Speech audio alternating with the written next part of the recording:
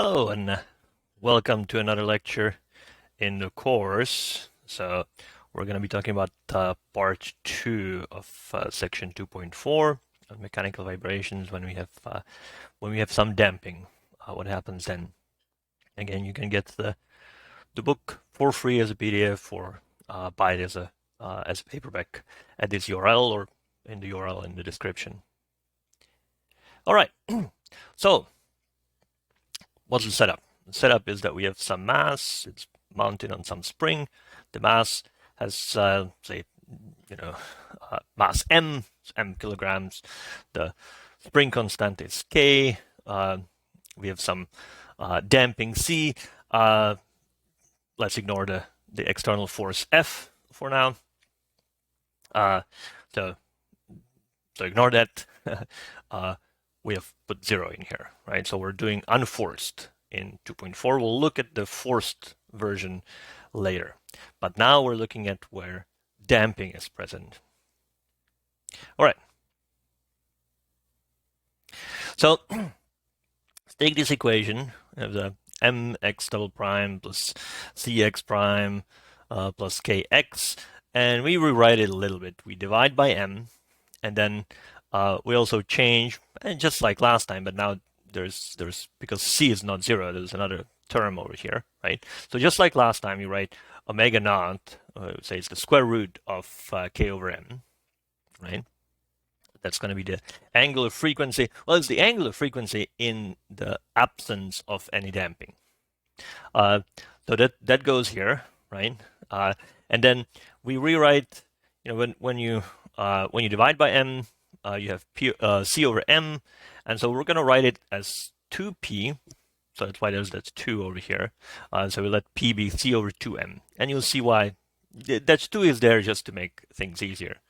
All right. So if we rewrite the equation like this, we get the following characteristic equation, right? I mean, that's just looking at this guy, right? Now we look at the roots, right? That's just plugging into the quadratic formula, and we get that the root is minus p plus and minus the square root of p squared minus omega naught squared. So again, just plug in this guy into quadratic formula, solving for r, right? Okay. Now, the roots could be real and they can be complex, right? Now, if you look at this equation, you see, well, the way to get complex roots is for the thing that's under the square root to be negative, right? So basically, we're going to get complex roots if this p squared minus omega naught squared is negative, and we'll get real roots if it's positive, right?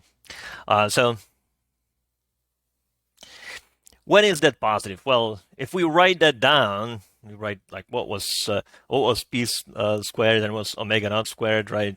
We expand it and we do a little bit of algebra. We notice that it really depends on whether c squared minus 4km is positive or negative. So we'll get real roots, or maybe a real repeated root. If c squared minus 4km is positive, we'll get 2 roots, and we'll get a repeated real root if it's equal to 0. Right? And we'll call this being overdamped, or when there's a real repeated root, we'll call it critically damped, and you'll see why that naming makes sense. And that's when the damping is bigger than 2 times square root of km. Right? That's when this thing is non-negative. It's positive for 0. So when the damping is large enough, we're getting real roots. Now, when the damping is small, so that's going to be when c squared minus 4km is negative, it's going to make p squared minus omega naught squared negative. So it's going to give us complex roots. That's when c is small. That's when it's less than 2 times the square root of km. And we'll call this underdamped. And in that case, we'll get complex roots. And if you remember, complex roots give us some oscillations, right? We're going to get some sines and cosines, whereas for real roots, we're going to just get exponentials. Okay, so let's start with the first case, and actually just the overdamped case, so just strictly bigger than 0. So this is when we're going to get 2 distinct roots. real roots. And we just we write down what they are, right? We have a formula. We're just plugging into the quadratic equation here.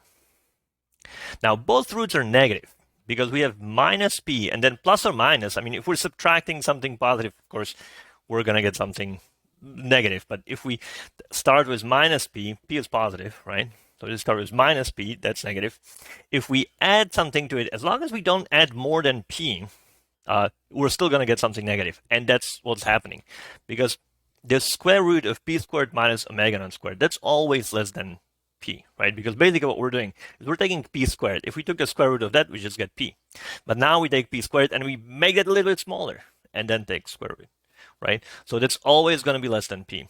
So that means that both roots are going to be negative. Okay, so what is the solution? Well, I mean, it's just given by these exponentials. So e to the r1t and e to the r2t, right? And we take some linear combination. That's the general solution. And here is a graph of a few of those solutions, right? Depending, because the initial position for all of these was 1, and if the initial velocity was positive, we did this. If the initial velocity was 0, we just did this. And if the initial velocity was actually negative, it was going towards the 0 position, then we did this, right? So that's what some of these solutions look like. Now, because both roots R1 and R2 are negative, we're getting that the solution actually always goes to 0 as t goes to infinity. And we can see that here, right? We don't even need to go that far here.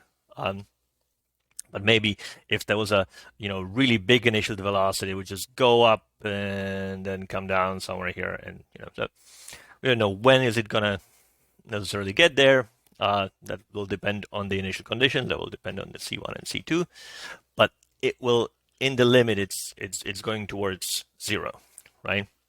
So we have that the mass, no matter where it starts and what velocity, it just sort of goes towards its 0 position, towards its rest position, and just it'll slowly move there. I mean, in the limit, it's there. So for all practical purposes, it will get there, right? So okay, so that's basically that's our behavior. There's no oscillation. The graph, I mean, it can cross the x-axis. I mean, we can see that here, for example, right? This graph crossed the x-axis, but then it never crosses the x-axis again. And this graph actually never crosses the x-axis. It just approaches from above.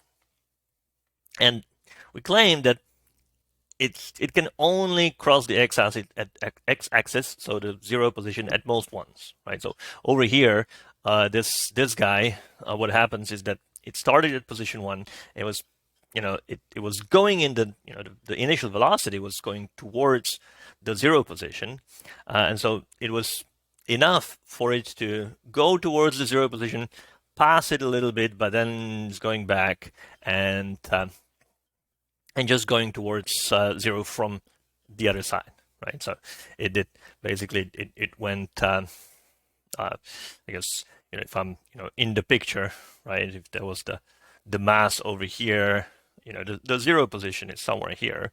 If this was the spring, so it would go overshoot and then slowly come back. That's basically what it is. But that's the worst that can happen. Now, why is that? Well, let's solve this equation. That's when you're at x equals 0. For what times does that happen? What how many different times can I do that? And well, let's just rewrite this a little bit. We can rewrite it like this, and then we can rewrite it like this. So it's really the exponential of something, of this number, has to be equal to this. That always has at most one solution. The exponential is a so-called one-to-one function. It's right. The exponential looks like this. It never takes on the same value twice. Right, so it cannot take on this value twice for two different t's.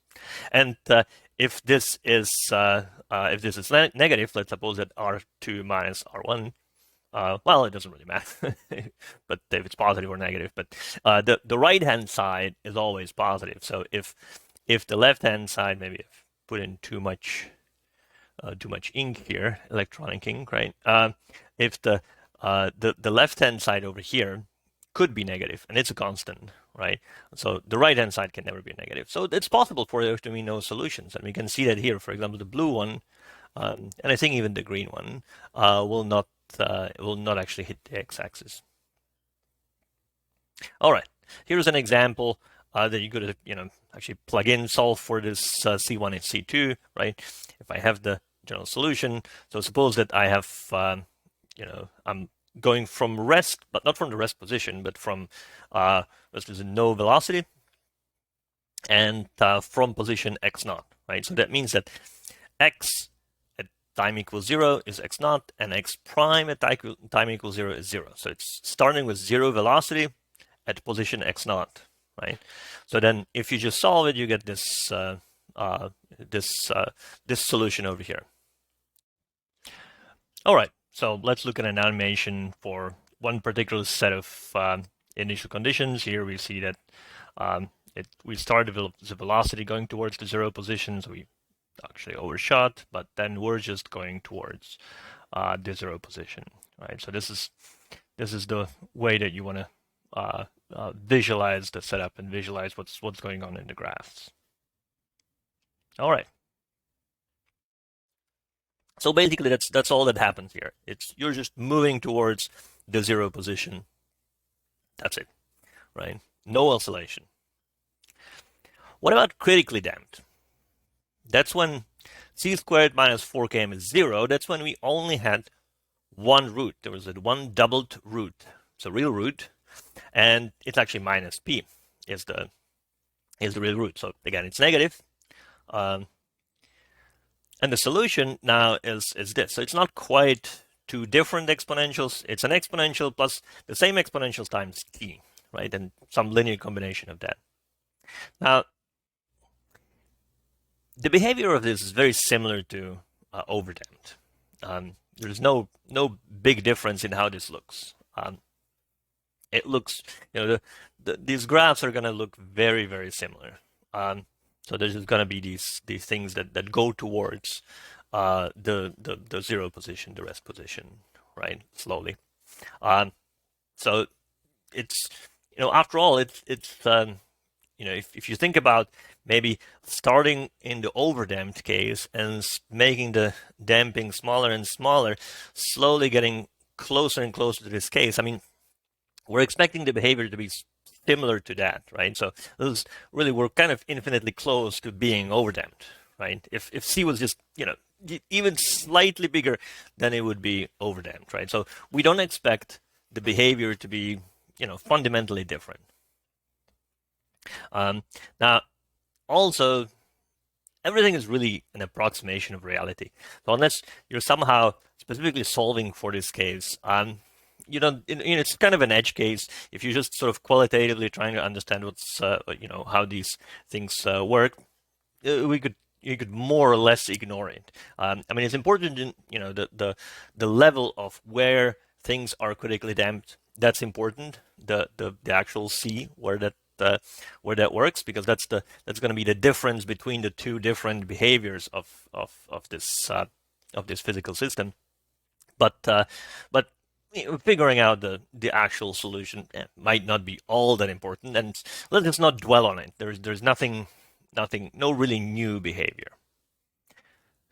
All right, so let's look at the other case when, or in this case, the third case, because the second case we're saying we're not dwelling on, right? So we really have overdamped and underdamped, right? And that's when we have that the damping is small. So it's small compared to k and m. In particular, it satisfies this inequality. Small enough so that c squared minus 4k m is negative. Now, in this case, the roots are complex. Now, you write down the roots. It might not, seem so obvious from here, but the thing is that this thing, if we have that this is negative, then p squared minus omega naught squared is actually negative. So what we can do is we could factor out a -1 out of there, right? We have square root of -1 over here, and you've noticed that I've flipped the p squared and omega naught squared, right? That's just multiplying the inside by -1, right? So this is just rewriting the root or the roots. And so this is I, that's where this I comes in, and let's call this guy, let's call it omega1, right? That's just this expression, omega naught squared minus p squared square root of that, right? That's our omega1. That's going to be actually be giving us our oscillations, or kind of pseudo oscillations. So our roots are precisely this. It's minus p, that's the real part, plus and minus I omega1, that's the imaginary part. So that means that we have the following solution, right? We have the exponential e to the minus pt, right? That's coming from the real part. And then we have the cosine and sine with angular frequency omega1 over here. And we can write it in two different ways. As we did before, we can write it either like this or like this. Either one is convenient for something else. So this, here we have this c, which is the amplitude at any particular time. So now the amplitude changes, right? I mean, it's changes with time. We're going to call these the envelope curves. I can,